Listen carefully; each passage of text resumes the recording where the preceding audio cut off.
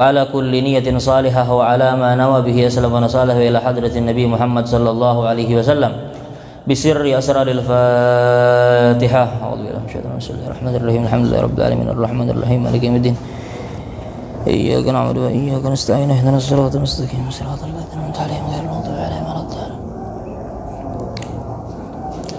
بسم الله الرحمن الرحيم الحمد لله رب العالمين والصلاة والسلام على سيد المرسلين سيدنا محمد وعلى آله وصحبه أجمعين. سبحانك لا علم لنا إلا ما علمتنا إنك أنت العليم الحكيم وتب علينا يا ربنا إنك أنت التواب الرحيم. رب اشرح لي صدري ويسر لي أمري واحلل عقدة من لساني يفقهوا قولي وسدد لساني. Alhamdulillah Rabbil Alamin, segala puji bagi Allah Subhanahu wa Ta'ala. Dengan berkat inayah, taufik pula hidayah, Allah Subhanahu wa Ta'ala menjadikan kita termasuk daripada segelintir umat Nabi Muhammad yang menghidupkan waktu subuh. Salawat dan salam tak lupa juga kita haturkan kehadirat junjungan kita Nabi besar Muhammad sallallahu alaihi wasallam, juga kepada keluarga beliau, kepada para anak cucu beliau, kepada para istri beliau, pula sahabat dan setiap orang yang ikut turut memperjuangkan ajaran beliau hingga akhir zaman. Bismillahirrahmanirrahim. Qala al-muallif rahimahullahu ta'ala wa nafa'ana bihi wa bi'ulumihi fid dharain amin ila qawlihi kullu ma'rufin sadaqah. Ila qawlihi an Abi Hurairah radhiyallahu ta'ala anhu qala qala Rasulullah sallallahu alaihi wasallam kullu sulama minan nasi alaihi sadaqah kulla yawmin tatlu'u fihi asy-syams tu'addil bainal itsnaini sadaqah wa tu'inu ar-rajula fi dabbatihi fatahmiluhu 'alayha aw tarfa' 'alayha mata'ah sadaqah wa kullu khatwatin tamshiha ila as-salati sadaqah wa tumitul adha 'anit tariqi sadaqah. Rawahul Bukhari wa Muslim. Bismillahirrahmanirrahim. Daripada hadis yang diriwayatkan oleh Abu Hurairah bahwasanya Abu Hurairah pernah bercerita, beliau mendengar Rasulullah bersabda. Supaya kita tahu, ada yang namanya sahabat ini, supaya kalian tahu, ada sahabat ini dikenal ada dua pembagian. Jadi sahabat Nabi itu kan banyak. Bahkan ketika Nabi wafat, Nabi meninggalkan kurang lebih ada sekitar 100 ribuan lebih sahabat. Tapi antiknya, kalau kalian perhatikan di Baqi itu makam sahabat cuma sekitar 4 ribuan. Kemana sisa sahabat yang lain? Oh, rupanya kita dapati sahabat-sahabat Nabi itu mereka asik berdakwah. Kemana? Keluar kota Madinah. Makanya kita akan dapati kalau seandainya pian ke Cina, coba cari kan ada masjid peninggalan daripada sahabat Nabi. Ulun kada ingat siapa sahabat, amun kada salah Sa'ad ibn Abi Waqqas, yang mana sampai masjid itu ada di Cina. Bahkan sahabat-sahabat yang lain contohnya Abu Ubaidah meninggal kurang lebih di daerah Jordan. Nah artinya kita akan dapati sahabat-sahabat Nabi itu mereka berdakwah keluar. Nah, makanya yang meninggal di kota Madinah cuman hanya sekitar ribuan sahabat. Kemana 100 ribu tuh ya? Itu keluar Madinah, asik berdakwah. Nah, supaya kalian tahu, sahabat Nabi itu kan banyak. Nah, sahabat Nabi ini ulama membagi menjadi dua bagian. Yang pertama ada yang namanya kibarus sahabah. Kibarus sahabah siapa? Kibarus sahabah itu amun kita sahabat tuh orang tuanya, pembesarnya para sahabat. Yang mana mereka ini adalah orang-orang yang kada jauh umurnya dengan Nabi. Bisa jadi lebih tua dari Nabi atau umurnya kada jauh dari Nabi. Kayak contohnya Sayyidina Abu Bakar, Sayyidina Umar. Nah mereka ini sekalipun mereka ini lebih muda daripada Nabi, cuman jauh umurnya itu kada terlalu jauh. Bahkan kalau seandainya pian tahu Sayyidina Hamzah itu kan paman Nabi lah. Kalau kita biasanya mendengar paman ini lebih tua biasanya. Tapi Sayyidina Hamzah ini adalah paman Nabi yang umurnya lebih muda dari Nabi. Kayak itu juga paman Nabi Abbas. Paman Nabi Abbas itu gelarnya aja paman, karena tingkatannya paman. Cuman pada hakikatnya Abbas itu lebih muda daripada Nabi. Nah kita akan dapati sahabat itu yang kayak itu. Ada lagi sahabat yang lebih tua, contohnya ada Sa'ad, pemimpin daripada kaum Khazraj di Madinah. Nah, itu mereka tuh lebih tua dari Nabi. Nah jadi sahabat tuh ada yang namanya kibarus sahabat, pembesar para sahabat. 4 Khulafaur Rasyidin, Abu Bakar, habis itu Umar bin Khattab, Utsman bin Affan, Ali bin Abi Thalib, ini semua mereka termasuk daripada golongan kibarus sahabah. Artinya pembesar para sahabat. Ada lagi yang namanya sigharus sahabah. Sigharus sahabah apa? Mereka sahabat-sahabat yang mereka tuh jauh umurnya daripada Nabi. Pautan umur itu jauh. Ibarat Nabi itu ketika di akhir umur Nabi 60-nya masih sekitar 15 tahun, 20 tahun. Artinya jauh umurnya dibanding Nabi. Nah, supaya pian tahu nih, supaya kita tahu nih. Sahabat, kibarus sahabah, rata-rata kan kita ini kan mendengar hadis Nabi lah. Ada hadis Nabi menyampaikan ini, ada hadis Nabi menyampaikan ini. Supaya kita tahu hadis Nabi, ketika kita mendengar hadis Nabi, itu biasanya kita ambil hadis itu daripada golongan sigharus sahabah. Adalah sahabat yang notabene-nya umurnya jauh dibanding Nabi. Loh, kayak apa kisahnya? Sayyidina Abu Bakar, Sayyidina Umar adalah meriwayatkan hadis ada. Cuman hadisnya kada sebanyak dibanding umur sahabat-sahabat yang masih umurnya jauh dibanding Nabi. Makanya kita akan kenal kan ada pulang ngarannya muksirin, artinya sahabat-sahabat yang mereka tim banyak meriwayatkan hadis tentang Nabi. Nah, supaya kita tahu nih, ada sigharus sahabat ini, kan salah satu sigharus sahabat ini adalah Abu Hurairah. Abu Hurairah ini adalah umurnya itu kisaran 20-an tahun ketika Nabi sudah berumur 60 tahun. Antiknya pian, Abu Hurairah ini adalah sahabat yang kada memiliki rumah. Jadi sampai meninggal Abu Hurairah itu kada bisi rumah pian. Sampai meninggal Rasulullah. Di mana ya begananya atau di mana tinggalnya Abu Hurairah? Abu Hurairah itu begana ibarat kita tuh di pinggir masjid nih. Ibarat tuh di teras masjid. Di Masjid Nabawi itu. Kalau misalnya pian hendak masuk ke dalam makam Rasulullah, misalnya mudahan kita sampai beratan haji dan umrah. Kalau seandainya pian sampai itu hendak masuk ke Raudhah nih, masuk ke Raudhah. Nah, sebelum masuk ke Raudhah tuh pian lihat sebelah kanan. Karena ada betanda situ. Betanda tiang-tiang. Kalau ulun jelasakan bingung juga, Bang. Intinya ada tiang-tiang yang membedakan, berbeda dengan tiang-tiang yang lainnya. Itu sebagai tanda di situ adalah tempat ashabus suffah. Ashabus suffah itu apa? Adalah sahabat-sahabat yang mereka kada memiliki rumah, yang mereka tinggal di pelataran Masjid Nabawi. Ini supaya kita tahu nih. Rupanya orang sahabat yang mereka tuh kada memiliki rumah di akhir masa sampai ke zaman ini memiliki luar biasa jasa kepada umat. Nah, supaya kita jangan meremehkan orang. Kadang-kadang kita melihat orang, orang tuh kada bisi rumah aja. Sampai umur 50 tahun orang tuh belum bisi rumah aja. Anaknya itu masih menyewa rumahnya aja. Bisa jadi nang kayak itu tuh adalah orang nang bakal memberikan manfaat yang lebih besar kepada orang setelahnya. Salah satunya Abu Hurairah nih. Abu Hurairah itu jangankan rumah, Ben, mencari makan dalam sehari itu aja tahu kayak apa nasibnya. Saking bertawakalnya kepada Allah. Ibarat orang menawari makan, amun orang kada menawari makan, ya sudah kada makan. Kayak itu Abu Hurairah hidupnya. Karena Abu Hurairah ini bukan orang asli Madinah dan bukan orang Makkah. Jadi orang dari luar daripada luar Madinah dan Makkah yang tinggal kemudian datang ke Madinah, tinggal di Madinah. Kada bisi rumah kemudian, tapi kada menghalangi itu untuk memberikan manfaat kepada orang setelahnya. Makanya kita akan dapati sahabat yang paling banyak meriwayatkan hadis dari Nabi adalah Abu Hurairah. Pian cari aja hadis Nabi, lihat bisa jadi Abu Hurairah. Kebanyakan hadis Nabi itu dari Abu Hurairah, pian. Saking deh, yang sahabat yang awalnya dilihat orang ini padahal kada bisi rumah, makan kada tahu kapan makan, tapi rupanya orang ini adalah orang yang memberikan manfaat di kemudian hari. Nah, makanya ujar Nabi ada satu cerita. Ketika Nabi datang lewat di hadapan Nabi berduduk dengan para sahabat. Karena Nabi memang kayak itu rutinitasnya. Nabi itu ketujuh berkumpul dengan sahabat.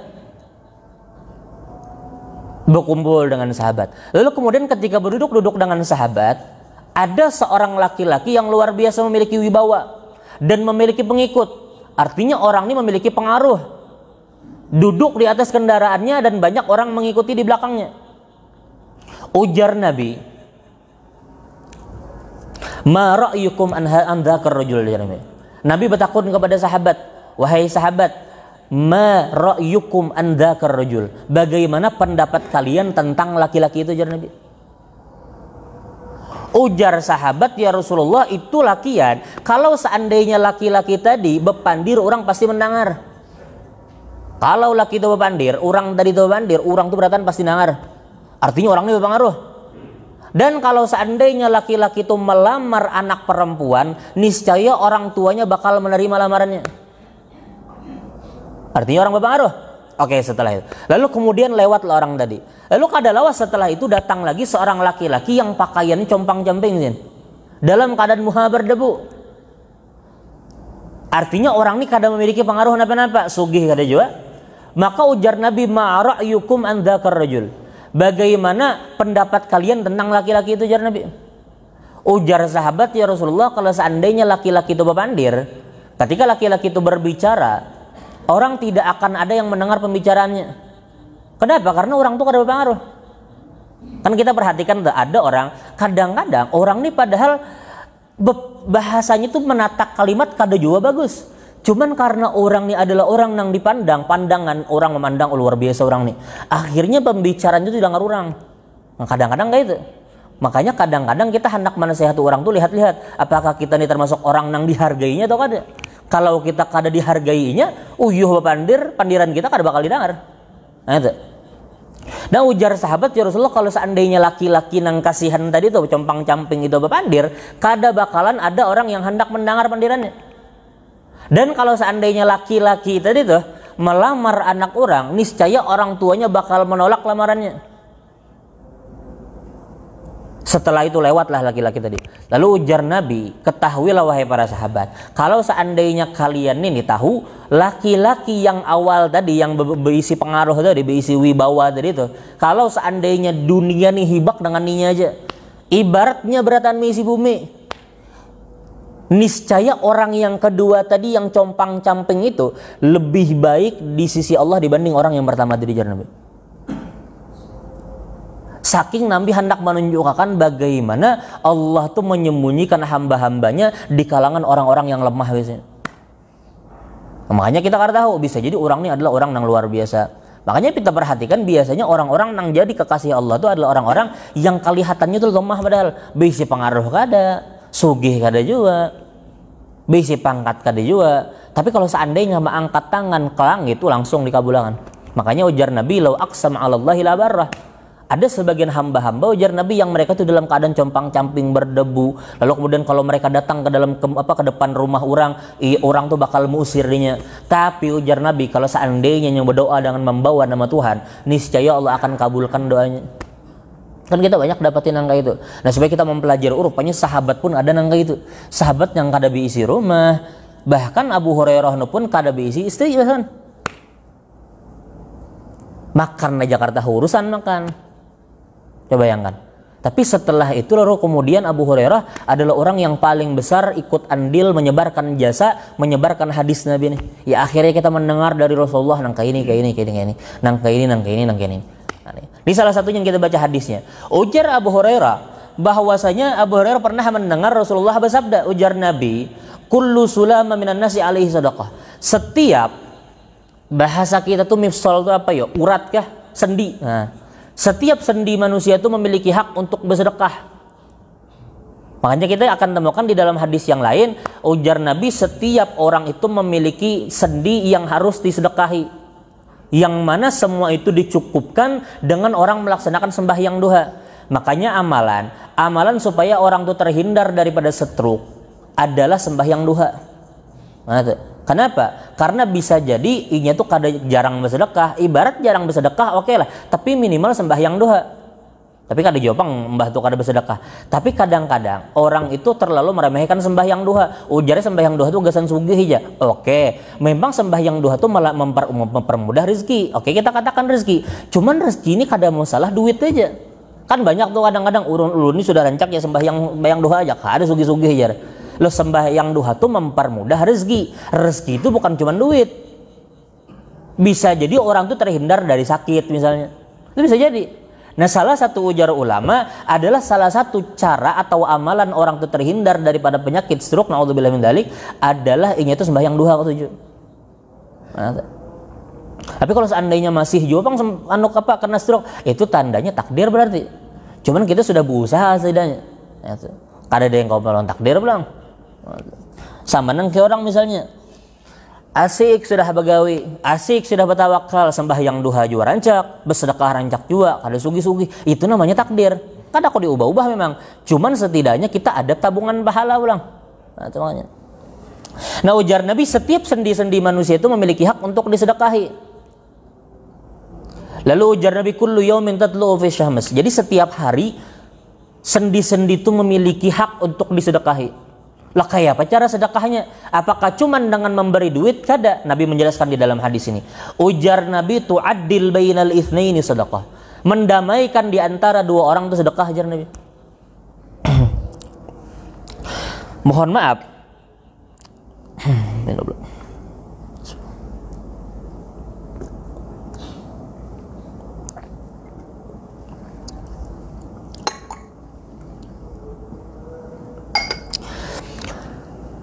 Kita ini kan sudah mendekati yang namanya bulan Februari lah. Kita paham sudah masing-masing.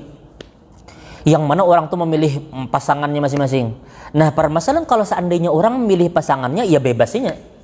Cuman kadang-kadang orang melangkahi daripada menyebarkan aib orang lain. Kan kita nih panas-panas aja nih. Nang aib ini dibongkar, aib ini disebarkan, aib ini disebarluaskan.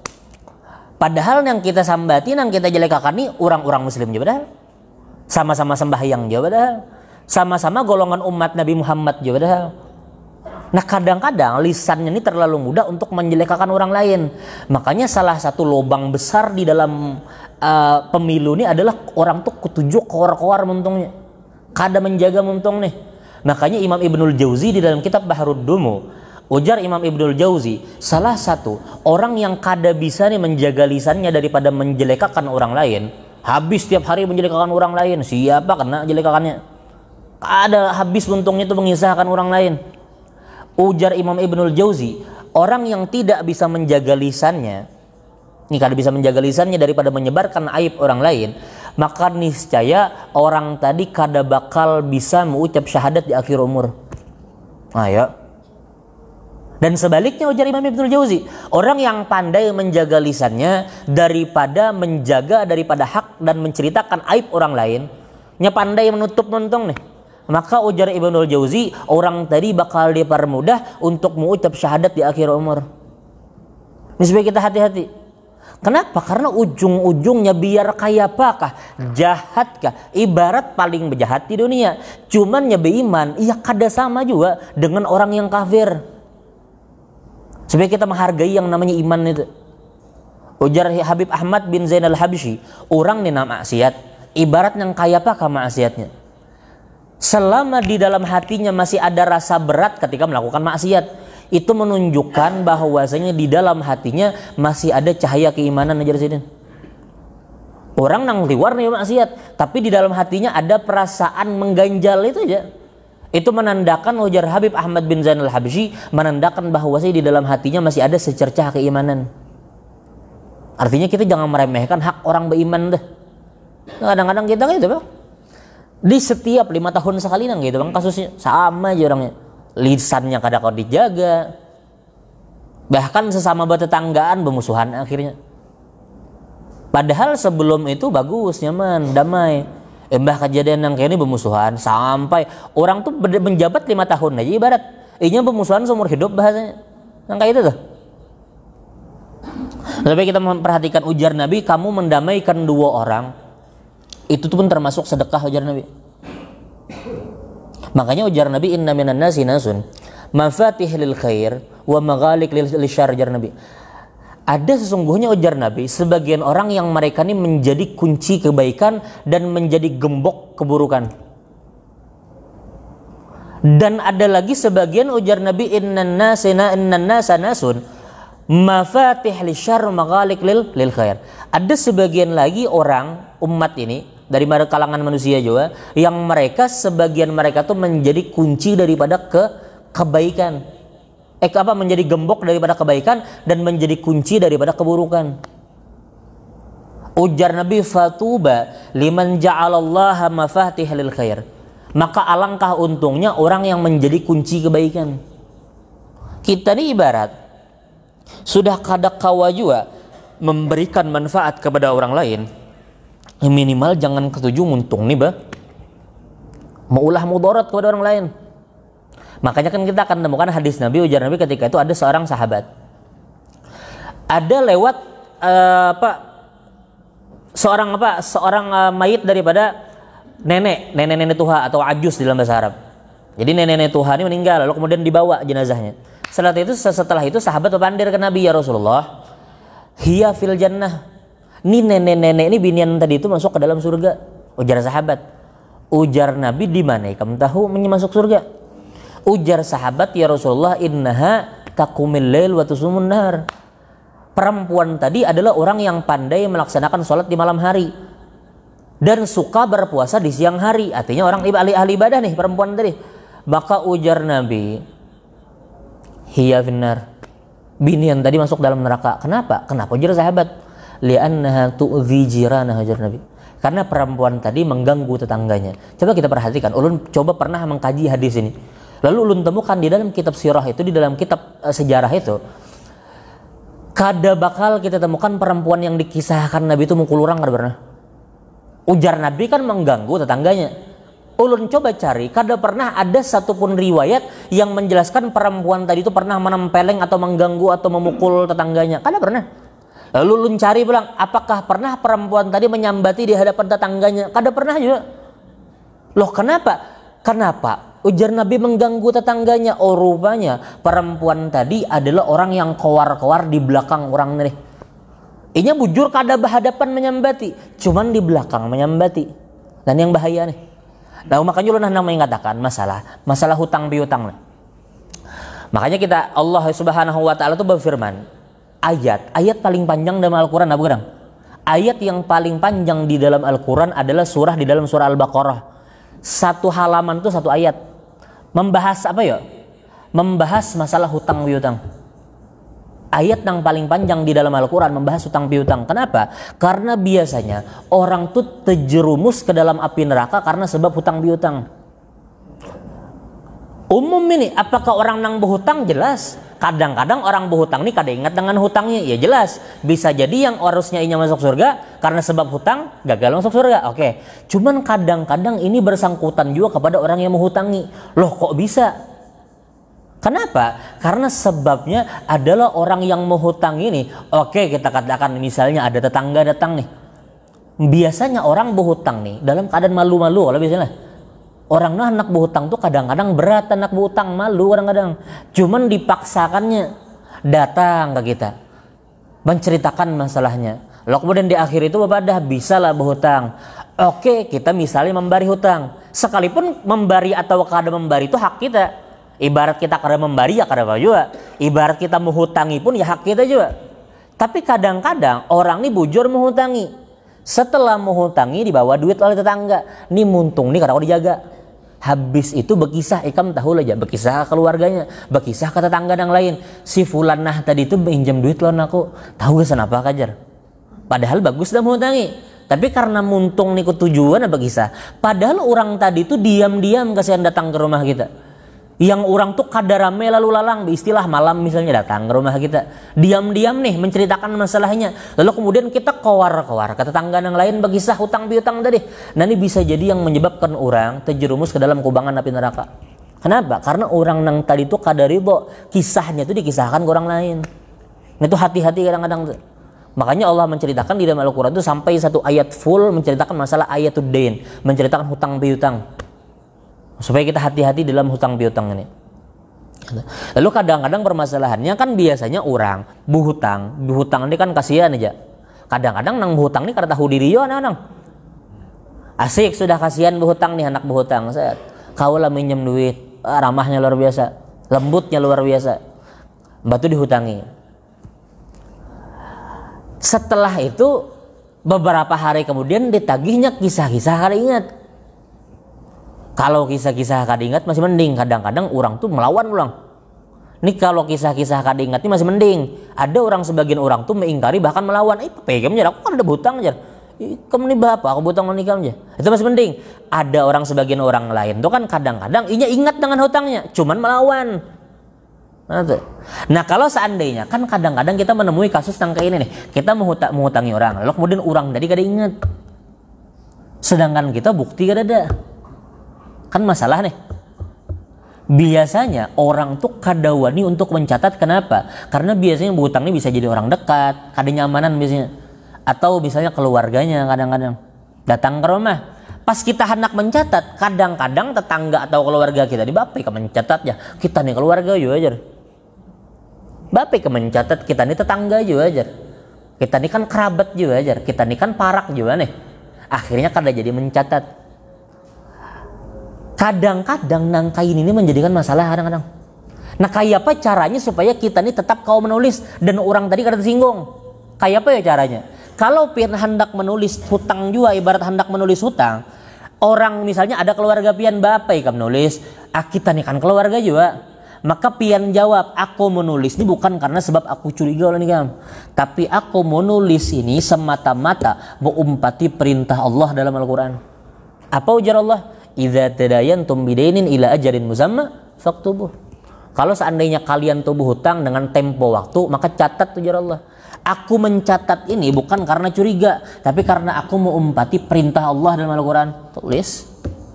Yang dengan itu lalu kemudian kalau seandainya pun ada konflik, akhirnya pian kau tampayakan nih hutangnya, nih catat semalam. Nah kadang-kadang orang masalahnya kayak itu, kada nyamanan. Kalau seandainya kita kada nyamanan, jawab dengan jawaban yang tadi. Aku mengumpati perintah Tuhan, Tuhan menyuruh menulis, ya aku tulis. Kada karena curiga lah nih ya emang. Nah itu supaya kita mengakali kadang-kadang nangka itu masalahnya.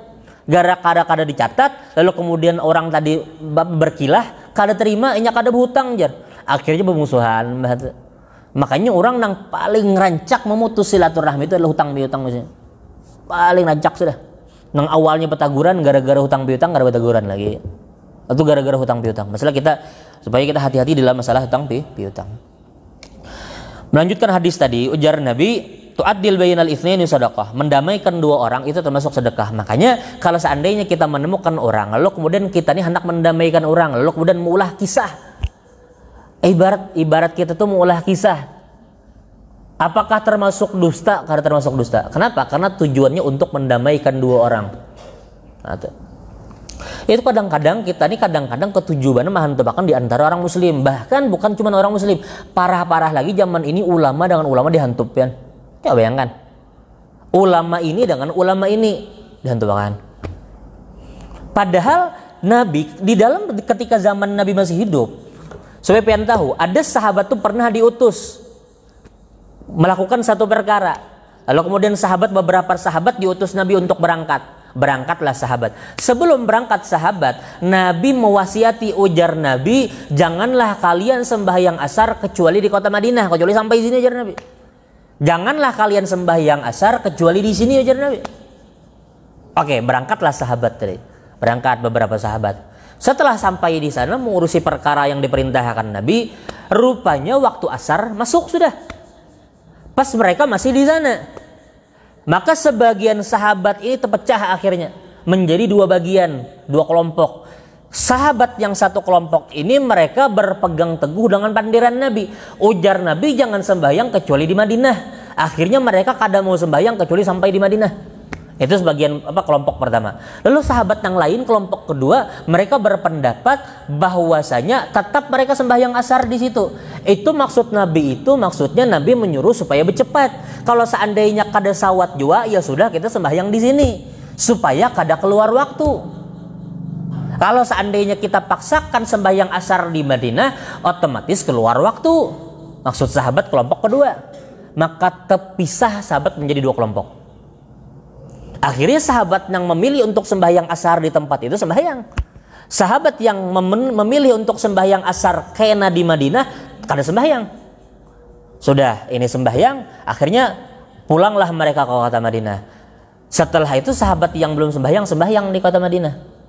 Setelah itu qodoan sebagai qodho, karena ketika masuk kota Madinah waktu sudah keluar. Sembahyang sahabat yang belum sembahyang. Setelah itu mereka sama-sama menghadap ke Rasulullah. Menentukan siapa yang bujur di antara kita nih. Menghadap ke Rasulullah. Setelah menghadap ke Rasulullah mengisahkan perkara tadi, permasalahan tadi, ujar Nabi kilakum fis shawab. Kalian dua kelompok kalian ini dua-duanya bujur, ujar Nabi. Artinya apa? Kadang-kadang orang tuh beda pendapat tapi rupanya dua-duanya dianggap bujur. Nah kadang-kadang kita kayak itu. Ada ulama menyembat harus lagi jauh-jauh. Misalnya masalah nang Natal sama tuh. Kan kita akan temukan ada sebagian ulama mengatakan haram, ada sebagian mengatakan halal. Apa maksudnya boleh untuk mengucapkan selamat Natal. Akhirnya ulama ini dengan ulama ini dihantupakan. Ini bahaya padahal. Makanya ujar ulama itu, makanya qala ba'duhum bahwasanya damul ulama sum. Darah ulama itu beracun. Kadang-kadang kita terlalu mudah untuk guru itu maka itu jar. Maka guru itu menyambat itu jadi hantupakan ulama. Padahal masing-masing di antara mereka memiliki dalil untuk mengucapkan itu juga. Tinggal kita kemana mau empati. Kalau dirasa kita mau empati guru yang kita kenal, yang kita memang luar biasa, gurunya adalah orang yang bertakwa, kita empati itu. Tapi jangan sampai pendapat ini dihantupakan dengan ulama yang lain. Nah kadang-kadang itu masalahnya kita tuh. tujuan madu domba. Nang kada ada masalah padahal dipermasalahkan. Ya Allah. Makanya ujar Nabi, la yakunu nammaman illa walad zina. Tidaklah orang itu menjadi orang yang ketujuh madu domba kecuali orang tadi adalah hasil daripada anak zina. Naudzubillah min dzalik. 7 mana madu domba. Ya Allah. Lalu ujar Nabi di dalam sambungan hadis tadi, wa tu'inur rajula fi dabbatihi fatahmiluhu 'alaiha aw tarfa 'alaiha mata'ah shadaqah. Dan kamu menolong seorang laki-laki untuk naik ke kendaraannya, itu pun termasuk sedekah. Atau kamu menolong untuk mengangkat barang-barangnya ke atas kendaraan, itu pun sedekah, ujar Nabi. Misalnya ada orang misalnya hendak naik misalnya mobil misalnya, kita bantui bahasanya memopong kah? Membantu orang mengangkat misalnya ke dalam mobil orang tua, diangkat ke mobil, itu pun termasuk sedekah, ujar Nabi. Makanya ujar Nabi di dalam hadis yang lain, la tahqiranna minal ma'ruf syai'an. Janganlah kalian meremehkan perkara baik sekecil apapun. Walau antalqa akhaka biwajhin talik, ujar Nabi. Sekalipun kamu berjumpa dengan saudaramu dalam keadaan wajah yang sumringah. Kenapa yo? Karena biasanya amalan-amalan nangka itu adalah jauh daripada sifat riya. Mungkinlah orang misalnya bertemu dengan orang disenyumi orang tadi, imbah tuh lalu kemudian mulah WA, status WA, aku tadi memberikan senyuman kepada saudaraku di pagi hari. Kan kada mungkin nangka itu. Artinya amalan-amalan nangka ini perbuatan baik yang seperti ini adalah amalan yang jauh dari kalimat riya. Contohnya pulang, la tahqiranna minal ma'ruf syai'an, janganlah kalian meremehkan perkara kecil, ujar Nabi, perkara kebaikan sekecil apapun itu, sekalipun kalian memindahkan duri di tengah jalan, ujar Nabi. Kalau misalnya ada duri di tengah jalan, mungkinlah kita yang batu riya, kan kada mungkin. Artinya amalan-amalan yang seperti ini bisa jadi langsung diterima oleh Allah. Makanya kita jangan meremehkan perkara apapun itu. Misalnya ada orang tua kadang-kadang, atau misalnya kita melihat kekanakan kan, misalnya ada kekanakan hendak naik mobil misalnya, kan remeh padahal nih, kita bantu mengangkat, itu termasuk sedekah, ajar Nabi.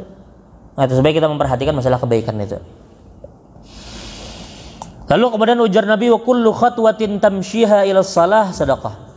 Dan setiap langkah-langkah yang inya berjalan untuk melaksanakan salat itu dihitung sedekah. Nah, coba kita perhatikan. Kadang-kadang orang ada mempermasalahan, kayak apa kalau seandainya motor aja. Kadang-kadang nangga itu. Ada orang pernah tamu, kada salah di Fatwa Habib Muhammad bin Ahmad Asy-Syadzili. Kada salah di situ. Pernah beliau ditanya, orang nangka itu juga, kayak apa kalau seandainya orang, ujar Nabi kan setiap langkah, kayak apa kalau seandainya orang memiliki mobil misalnya, naik mobil atau berkendaraan motor misalnya, apakah tetap dapat pahala? Ujar jawaban Sidin farahmatullah wasi'ah. Kasih sayang Allah itu luas. Oke, kita katakan memang kada sama dengan berjalan batis. Cuman pada intinya orang nang bermotor pun dapat pahala. Kadang-kadang orang mempermasalahkan nang itu. Habis umur mempermasalahkan itu aja. Intinya orang nang datang ke masjid itu dapat pahala beratan. Makanya kan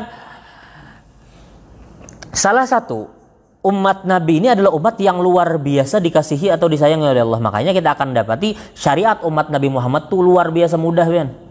Dibanding umat Nabi Musa tuh beribadah cuman boleh di saumaah atau kita katakan sinagoga, bahasa itu, tempat ibadah orang Yahudi. Umat Nabi Musa itu diterima ibadahnya kalau seandainya mereka sembahyang atau melaksanakan ibadah di tempat ibadah. Kada boleh di rumah, kada boleh di jalan raya, kada boleh di lapangan.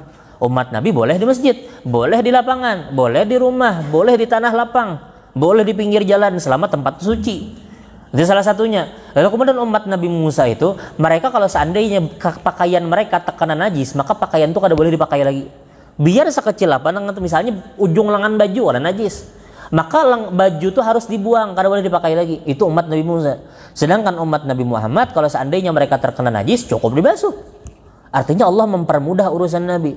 Nah, salah satunya Allah ini mempermudah urusan Nabi, mempermudah urusan umat Nabi adalah umat Nabi ini dicari jalan-jalan yang menyebabkan mereka masuk ke dalam surga.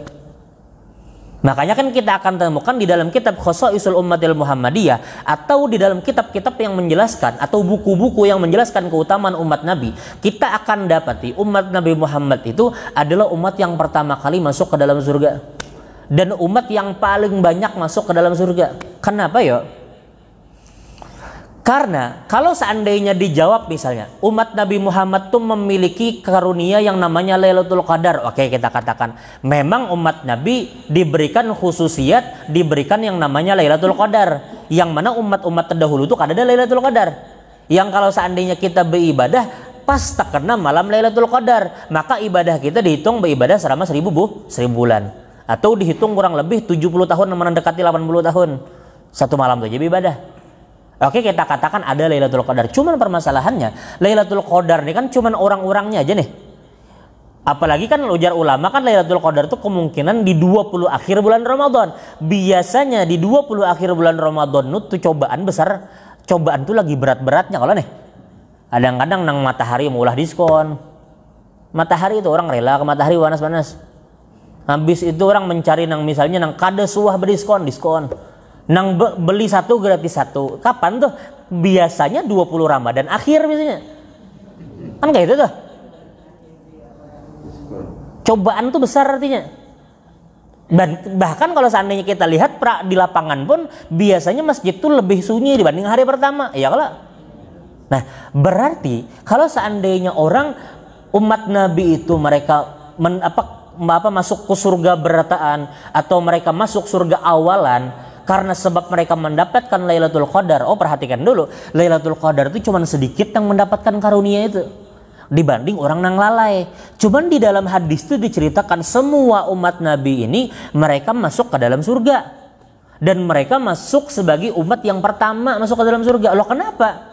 Oh, rupanya Allah meulah jalan yang meulah umat Nabi itu mudah mencari pahala. Salah satunya apa? Ujar Nabi,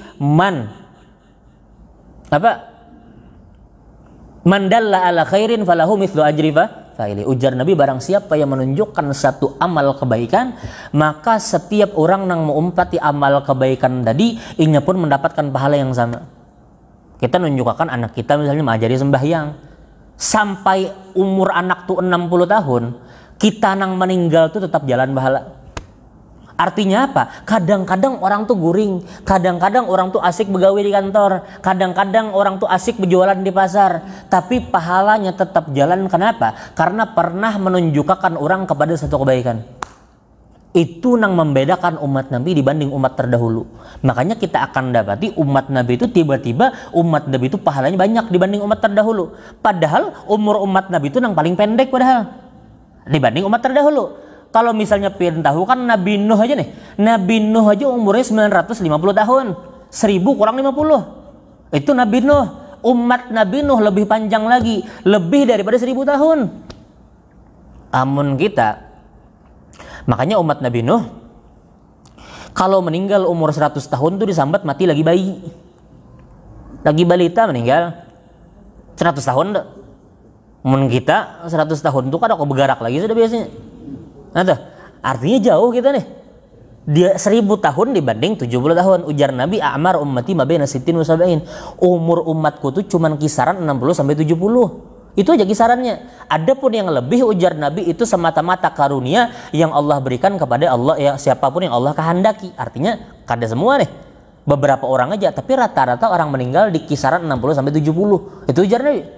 Artinya pendek umur umat Nabi. Tapi tiba-tiba di hari kiamat mereka membawa pahala yang pahala itu mengalahkan umat-umat terdahulu yang mereka tuh notabene-nya ribuan tahun hidup. Kenapa? Salah satunya ya tadi, mandalla ala khairin falahu mithlu ajri fa'ilih. Barang siapa yang menunjukkan kebaikan, makanya mendapatkan pahala yang sama sebagaimana orang mengumpati kebaikan tadi. Makanya kalau seandainya kita memiliki anak atau cucu, lebih bagus lagi ulama tuh mewanti-wanti minimal kalau seandainya kita kada kawajo mengajari mengaji. Misalnya kada kau ajari mengaji, minimal kita mengenalkan bacaan alif bata jim paling kada. Ibarat kada kau sampai ha kho misalnya. Paling kada kita memberitahu si anak, nak ini alif dibaca, a dibaca, ini dibaca ba, ini dibaca ta, ini dibaca jim, sudah. Setelah itu pian antar ke guru ngaji terserah. Supaya apa? Ujar ulama, supaya setiap bacaan sholat si anak, bacaan Quran si anak, kita tetap dapat pahala yang berkesinambungan. Nah itu maksudnya. Kan kadang-kadang kita memperhatikan, yang penting ku ajarin aja ngaji anak itu. Kalau bisa ajari anak tuh, amun kau lagi mau ajari ngaji anak seorang lebih bagus. Tapi kalau seandainya dirasa kada mampu, ya sudah minimal kenalakan ini alif baca ba, apa nih dibaca a, ini dibaca ba, ini dibaca jim, supaya apa? Supaya kita dapat pahala tadi. Itu maksudnya. Nang kita nih ibarat guring sudah ibarat sembahyang 100 rakaat kada mungkin kan nih. Apalagi 1000 rakaat. Ya sudah kita mengharap amalan itu dari situ. Nah itu maksudnya. Apalagi kalau seandainya kita membawa orang misalnya, ikam tahulah di wadah situ tuh ada majelis sekalinya, pian ajaki orang, nang orang nih misalnya kada tahu di situ ada majelis, datangnya ke majelis, lalu kemudian jatuh cinta, datang ke majelis, maka setiap orang nang datang ke majelis karena sebab pian, maka pian dapat pahala sekalipun pian kada kau hadir ke majelis. Coba bayangkan mudahnya nih mencari amalan, tinggal kitanya aja lagi. Makanya ujar Nabi, kullu ummati dakhalal jannah, setiap umatku itu masuk ke dalam surga illa man aba, kecuali orang nang enggan, ajar Nabi. Ujar sahabat, man aba ya Rasulullah, siapa? Man ya aba ya Rasulullah, siapa yang kada mau masuk surga? Siapa? Ujar Nabi, mereka yang kada mendengari pandiranku, ujar Nabi. Nah itu Nabi sudah menyampaikan. Ujar Nabi, barang siapa menunjukkan satu kebaikannya dapat kebaikan yang sama. Sudah kayak itu tuh, masih kita kada mau lah menunjukkan kebaikan. Nah, itu maksudnya. Kadang-kadang orang kada menunjukkan kebaikan malah melajari keburukan. Nah itu, naudzubillah min dzalik. Nah, supaya kita memperhatikan itu. Kalau seandainya kita mengharap amal ibadah sembahyang aja, umat sembahyang nih, syukur kita lima sembahyang itu terjaga. Apalagi kita ini di akhir zaman. Syukur kita sembahyang tahajud, syukur sembahyang duha, itu pun belum tentu diterima. Kemana kita mencari bahasanya tuh sampingan? Ya tadi amalan nang tadi tuh. Yang mana amalan tuh jauh daripada kalimat ria. Itu maksudnya. Supaya kita mencari jalan lain. Ibarat orang nih sugih, hendak mencari sugih itu kan kadang mungkin satu pekerjaan, mencari sampingan nang kayak itu juga kita hendak ke surga. Kadang-kadang orang merasa cukup dengan sembahyang, merasa cukup dengan membaca Al-Quran, merasa cukup dengan dzikir, kadang kayak itu konsepnya. Kadang-kadang dengan amalan kita pun tuh mohon maaf bisa jadi kada diterima, entah sebab ria kah, entah sebab karena hasud kah, benci dengan orang misalnya. Nang menghalangi ibadah kita untuk diterima. Nah, cari sampingan itu minimal. Makanya kada sama pang orang nang beribadah dengan ilmu lawan kada. Orang nang berilmu, mereka tuh memang fokus beribadah di situ. Cuman mereka cari tempat-tempat yang lain yang kemungkinan besar mereka tetap dapat pahala yang bakal diterima, yang pasti diterima. Ya salah satunya tadi. Salah satunya pulang misalnya ada bulan Ramadan, misalnya kita akan mendekati bulan Ramadan. Biasanya orang membukakan orang berpuasa. Makanya di Jawa tuh ada adat yang bagus. Di Jawa tuh mereka kalau seandainya ada ibu-ibu nang haid atau misalnya nifas dan atau skala apa atau misalnya kada bisa berpuasa, misalnya menyusui anak, mereka biasanya memberikan sumbangan untuk berbuka puasa orang nang berpuasa. Di masjid mereka menyumbang atau di rumah-rumah misalnya. Supaya apa? Supaya mereka tetap mendapatkan pahala puasa. Nah, itu ngaran cerdas tuh. Karena ibarat kita ini harus memakai cerdas juga. Kada kawa modal apa rajin aja. Ibarat orang betukang tuh kada cukup modal tukang aja, harus cerdas dulu. Di mana kada mungkin orang tukang tuh mulai langsung atap. Pasti bangunan awal dulu kan ada pondasi dulu, tiang dulu. Ibarat inya memiliki misalnya kuat mengangkat semen, cuman kada cerdas mulah bangunan.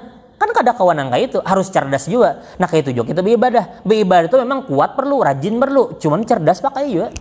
Ada maksudnya. Ya Allah. Nah, itu salah satu karunia yang Allah berikan kepada umat Nabi. Mereka kadang-kadang guring, mereka kadang-kadang sibuk begawi, tapi pahala mereka jalan terus kada ambihan. Kenapa? Karena sebab mengajari orang kebaikan. Lalu kemudian kullu khatwatin tamshiha ila shalah sedekah wa tumitul adza anit tariqi sedekah.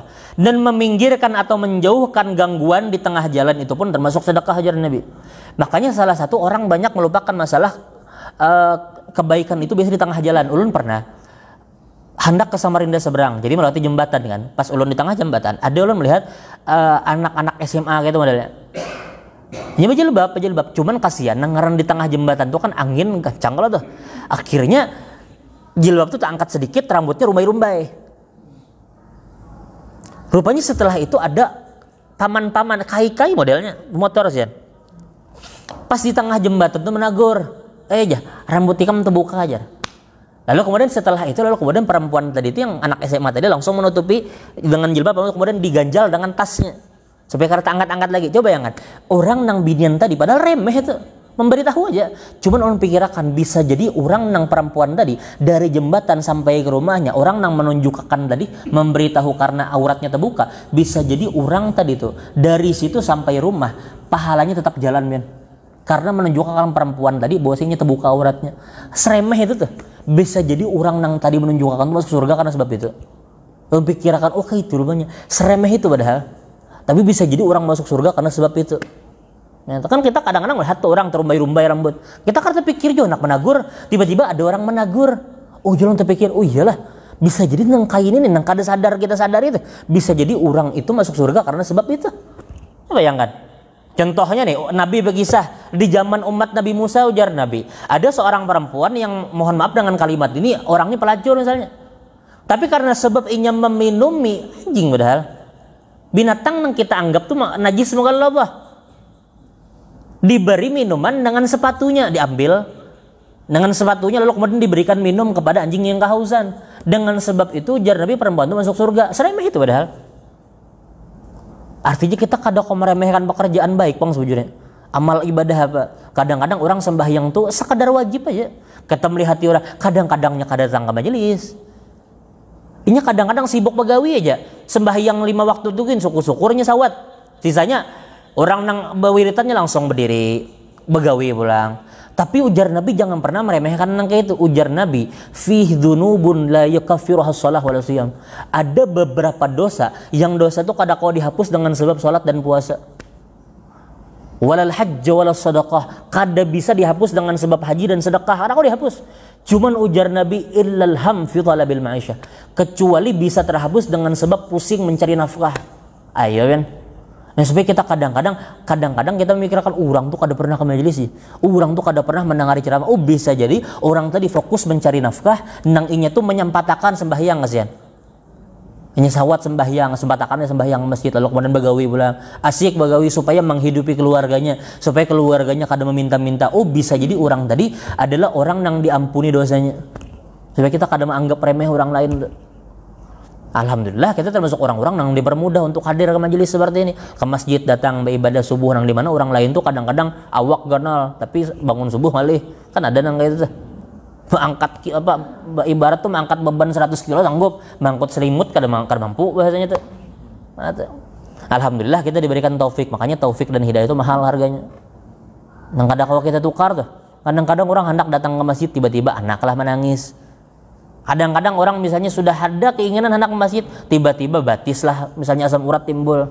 Kan kadang-kadang gitu, alhamdulillah kita diberikan kesehatan, diberikan kemampuan, diberikan taufik untuk hadir ke majelis masjid. Nah, ini yang perlu kita syukuri. Cuman di balik itu jangan pulang memandang orang, oh tuh kada pernah ke majelis ya, oh tuh kada pernah datang ke majelis subuh aja. Oh, bisa jadi orang-orang nang sibuk tadi itu bisa jadi orang tadi diampuni dosanya. Kayak itu kita cara mandangnya. Akhirnya kita akan dapati semua orang tuh baik berarti. Makanya kan ujar guru ulun Habib Haidar, ujar Sidin, orang nama mandang orang buruk itu karena sebab dalam hatinya nang kayak itu. Ibarat kita melihat pemandangan melalui kacamata nang hitam, apa nang kita lihat hitam juga. Ibarat kita ganti kacamata hitam dengan kacamata putih kelihatan kada nang terang, kada terang. Karena sebab apa? Karena sebab kita memandang dengan kacamata putih. Kalau seandainya kita memandang kacamata hitam ya kelihatan gelap nang kayak tujuh hati kita.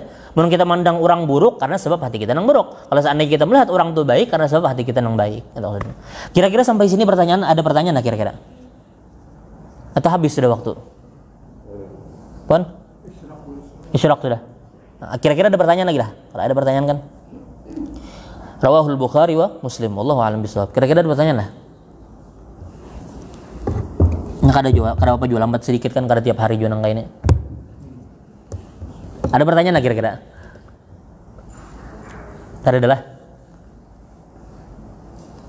Adalah wallahu a'lam bishawab. Mudah-mudahan sedikit ini memberikan kita manfaat dunia akhirat. Mudah-mudahan Allah ampuni dosa kita, mudah-mudahan Allah ampuni dosa keluarga kita, mudah-mudahan Allah ampuni dosa sanak jiran kita, dan mudah-mudahan Allah tutup aib dan kekurangan kita, mudah-mudahan Allah tutup mata kita daripada melihat aib dan kekurangan orang lain, dan mudah-mudahan Allah Subhanahu wa taala mengkaruniakan kita keturunan yang soleh-solehah, dan mudah-mudahan Allah lancarkan urusan kita, Allah permudah rezeki kita, dan mudah-mudahan Allah Subhanahu wa taala mewafatkan kita dalam keadaan husnul khatimah ba'da tulil umur fi sihatin khairin wa afiyah la hadhihi an-niyyah wa ala kulli niyatin salihah wa ala ma nawa bihi salafun salih wa ila hadratin Nabi Muhammad sallallahu alaihi wasallam bi sirri asraril Fatihah. A'udzu billahi minasyaitonir rajim. Bismillahirrahmanirrahim. Alhamdulillahi rabbil alamin arrahmanir rahim maliki yaumiddin iyyaka na'budu wa iyyaka nasta'in ihdinas siratal mustaqim. Siratal ladzina an'amta 'alaihim ghairil maghdubi 'alaihim waladdallin. Amin. Bismillahirrahmanirrahim. Alhamdulillahi rabbil alamin wassalatu wassalamu ala sayyidil mursalin sayyidina Muhammadin wa ala alihi wa sahbihi ajmain. Allahumma ighfir lana wa liwalidina wa limasyayikhina wa lijami'il muslimina wal muslimat wal mu'minina wal mu'minat al ahya'i minhum wal amwat. Allahumma inna nas'aluka al-futuh wal munuh wal rusukh wa salahul jasad wal ruh wa tawbatan nasuh. Rabbana atina fid dunya hasanah wa fil akhirati hasanah wa qina adzabannar. Fadli subhana rabbika rabbil izzati amma yasifun wa salamun alal mursalin walhamdulillahi rabbil alamin. Ulun min tahalal min ridha.